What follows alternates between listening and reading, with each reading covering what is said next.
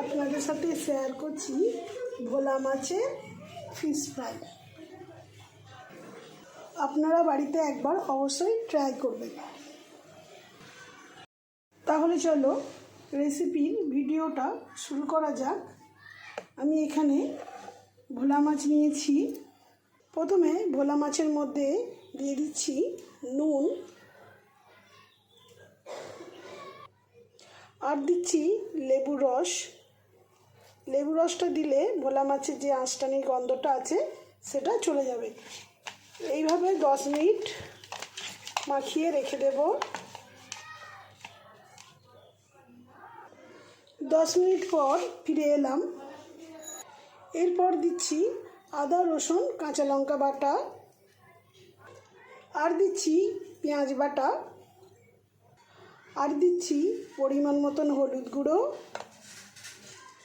পরিমাণ মতন লঙ্কা গুঁড়ো। সব মশলার উপকরণগুলো মাছের মধ্যে খুব ভালো করে মাখিয়ে নেব।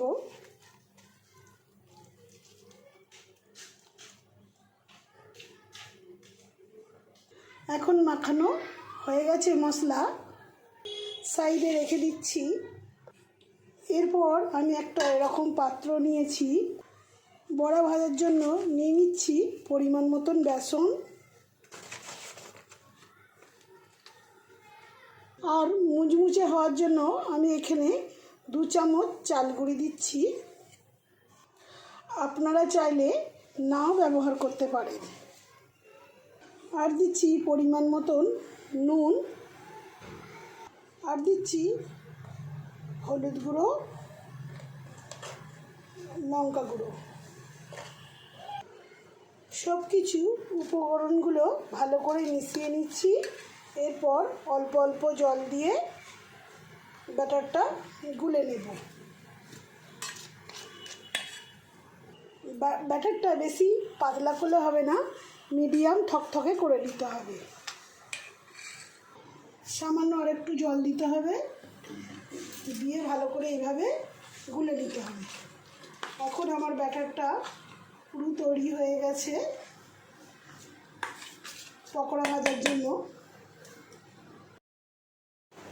এই রকম ভোলা মাছের ফিশ ফ্রাই কে কে খেতে পছন্দ করেন অবশ্যই কিন্তু আমাকে কমেন্ট করে জানাবেন। আমি এখন তেলটা গরম বসিয়ে দিচ্ছি। সাদা তেলটা এখন গরম হয়ে গেছে।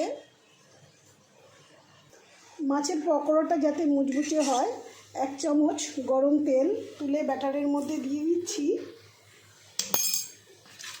ব্যাটারের মধ্যে সাদা গরম তেল দিলে কি হয়, ভালো মুচমুচে হয়। এরপর মশলা মাখানো মাছগুলো ব্যাটারের মধ্যে এইভাবে ডুবিয়ে তেলে ফ্রাই করে নেব।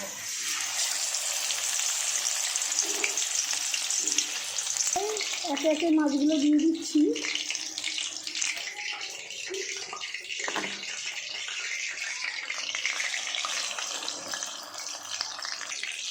এখন 1 পিঠ মাছ ভাজা হয়ে গেছে, উল্টে অপর পিঠটা ভেজে নিচ্ছি।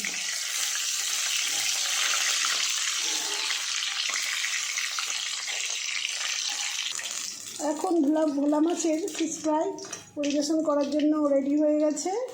আমি একটি পাত্রে তুলে নিচ্ছি। বাকিগুলো একইভাবে ভেজে নিচ্ছি। রেসিপির ভিডিও যদি ভালো লাগে লাইক, শেয়ার, কমেন্ট করে দেবেন এবং আমার চ্যানেলটিকে সাবস্ক্রাইব করে দেবেন। ধন্যবাদ।